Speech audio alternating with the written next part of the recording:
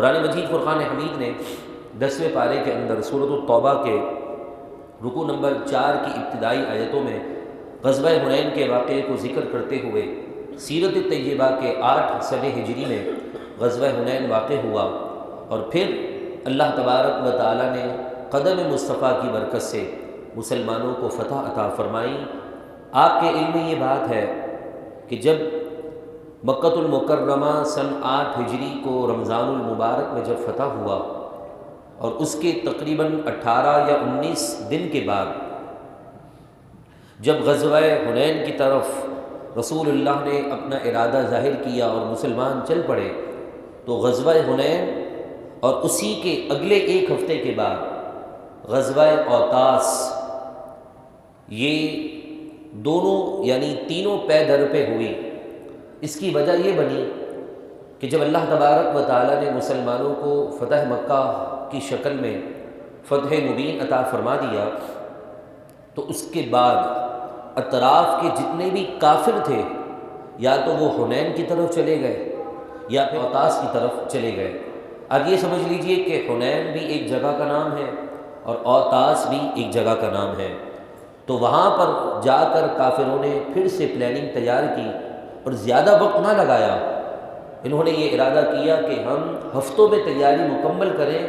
کہ مسلمان ابھی سنبھلنے بھی نہ پائیں اور ہم ان پر حملہ کر دیں۔ تو ایسے ہی غزوہ حنین بھی فتح مکہ کے تقریباً 18 سے 19 دن کے بعد واقع ہوئی، اور پھر غزوہ حنین کے 4 دن کے بعد غزوہ اوطاس جو ہے تاریخ کے عظیم صفحوں کے اندر یہ بہت بڑا عنوان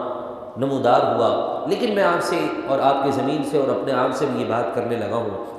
کہ پے در پہ مسلمانوں پر حملے ہونا رسول اللہ صلی اللہ علیہ وسلم کی ظاہری زندگی کے اندر، اور حضور کی ذات مصطفیٰ بھی موجود ہے، حضور خود موجود ہے، اس کے باوجود مسلمانوں پر پے در پہ حملہ ہونا، میرے محبوب چاہتے تو ہاتھ اٹھا دیتے، اور ہاتھ اٹھاتے تو اللہ کافروں کو ختم کر دیتا، لیکن مسلمانوں کا میدان تک آنا اور پھر اپنے آپ کو پیش کرنا، یہ اس بات کی طرف اشارہ ہے کہ اللہ تبارک و تعالیٰ کی مدد ہمیشہ مشقتوں اور پریشانیوں کے راستے سے گزرنے کے بعد ہی آتی ہے، کہ آپ جب مشقت، تکلیف اور آزمائش کے راستے سے گزریں گے تبھی اللہ تبارک و تعالیٰ کی رحمتوں کا نزول ہوگا۔ غزوہ اوطاس میں رسول اللہ صلی اللہ علیہ وسلم نے حضرت ابو عامر اشعری رضی اللہ تعالیٰ عنہ کو اس جماعت کا امیر مقرر کیا اور کہا کہ جاؤ کافروں سے بدلہ لے کر آؤ، کہ کس طرح انہوں نے بغاوت کی ہے اور اپنے ہتھیار ڈالنے کے لیے تیار نہیں ہیں۔ حضرت ابو عامر اشعری رضی اللہ تعالیٰ عنہ جب اپنی فوج کو لے کر اوطاس کے قریب پہنچے تو ایک بہت ہی خطرناک جنگجو قسم کا کافر جس کا نام دریب بن السمح تھا، اس نے مسلمانوں کو جب دور سے آتا ہوا دیکھا تو اس نے ایک زور سے زہر آلود تیر حضرت ابو عامر کی طرف چھوڑ دیا، اور اللہ تبارک و تعالیٰ کے ہر کام میں حکمت ہوتی ہے۔ وہ تیر حضرت ابو عامر الاشعری رضی اللہ تعالیٰ عنہ کے کندھے میں آ کر پیوست ہو گیا۔ جب اس بات کی خبر ان کے بیٹے حضرت ابو موسیٰ الاشعری رضی اللہ تعالیٰ عنہ کو ہوئی تو آپ نے اپنے اس سرپرست سے پوچھا، بعض کہتے ہیں کہ آپ کے والد کہتے تھے، بعض کہتے ہیں چاچا تھے، الغرض آپ کے سرپرست سے پوچھا کہ آپ کو یہ تیر کس نے مارا ہے؟ تو آپ نے اس جنگجو کافر کی طرف اشارہ کر کے کہا کہ مجھے اس نے یہ تیر مارا ہے۔ حضرت ابو موسیٰ الاشعری رضی اللہ تعالیٰ عنہ دوڑتے ہوئے اس کے پیچھے گئے اور پھر کہا کہ اے اللہ اور اس کے رسول کے دشمن، اے کافر کہاں بھاگتا ہے، آ میرے مقابلے میں۔ مگر اس کے اندر جو ہے وہ ہمت نہ تھی، وہ مسلسل بھاگ ہی رہا تھا کہ وہ کس طرح مقابلہ کرتا۔ حضرت موسیٰ الاشعری رضی اللہ تعالیٰ عنہ نے پیچھے سے اور اس طرح کے جملے کسے کی تاکہ وہ کافر اپنا رخ موڑے اور مقابلے کے لیے اتر آئے، اور اسے شرم اور احساس اور غیرت دلاتے ہوئے طعنہ دیتے ہوئے کہنے لگے کہ فوراً پیچھے مڑ۔ جیسے ہی اس نے رخ پیچھے کا کیا، دونوں کے درمیان ایک تیز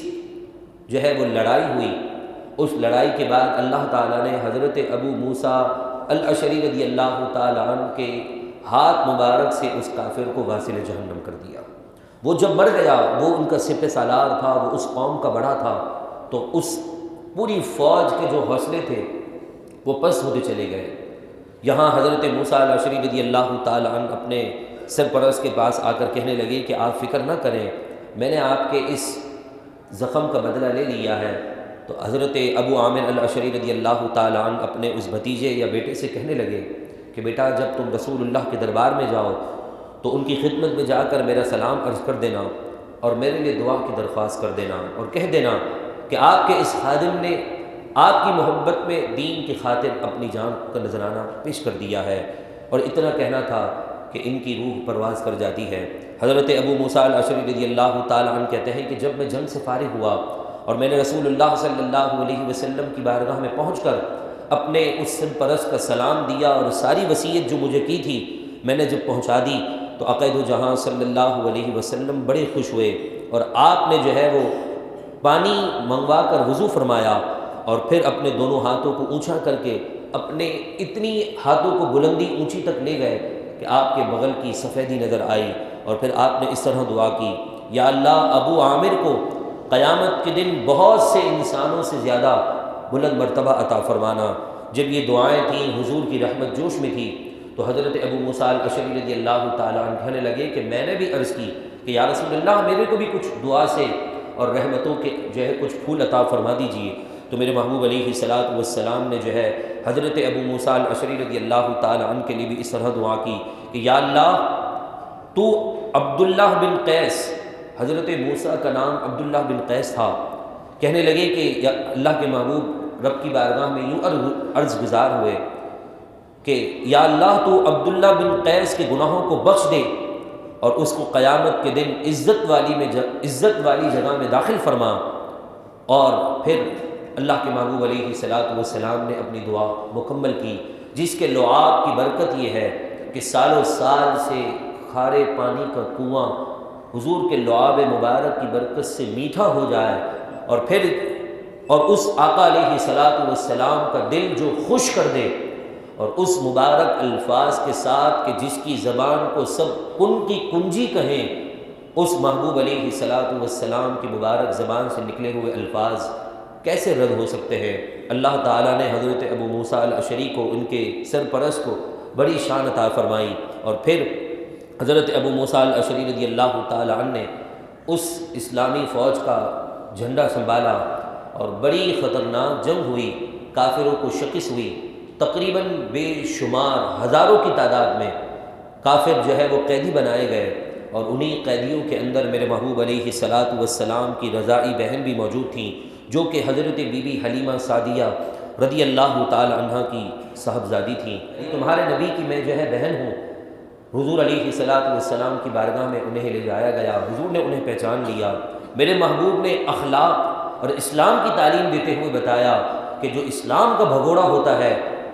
اللہ کے محبوب کے غلام اس سے اس طرح بدلہ لیتے ہیں کہ ایک آدمی کے پیچھے بھی اپنی فوج دوڑا دیتے ہیں، لیکن اسلام کا اور اخلاق کا درس یہ ہے کہ میرے محبوب علیہ الصلاۃ والسلام نے اپنی بہن کی تعظیم کرتے ہوئے اپنی چادر مبارک بچھا دی، اور انہیں انعام بھی دیے، تحفے بھی دیے، اور کہا کہ اگر میرے گھر پر رہنا چاہتی ہو تو میرے گھر پر رہو، یا پھر اپنے علاقے میں جانا چاہتی ہو تو اپنے علاقے میں چلے جاؤ۔ آج ہمیں یہی پیغام مل رہا ہے کہ ہم مسلمان